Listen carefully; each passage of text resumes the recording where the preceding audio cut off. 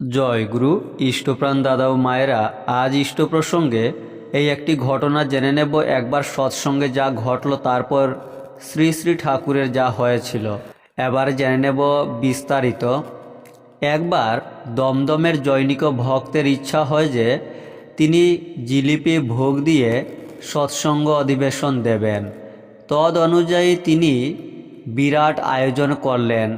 বহু লোক উপস্থিত হলো।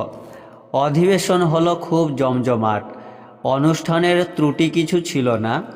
অধিবেশন শেষে প্রসাদ বিতরণ। সেই জিলিপি প্রসাদ মুখে দিয়ে সকলে থু থু করে উঠলেন। জিলিপি পচা। গৃহকর্তা লজ্জিত, হতবাক।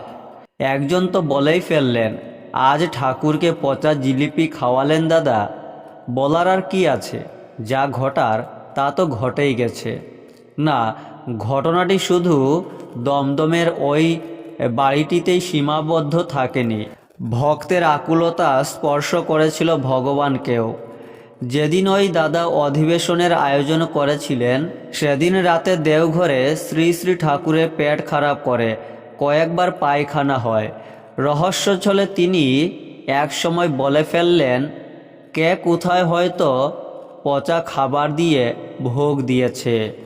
গ্রন্থ প্রিয় পরমের কথা।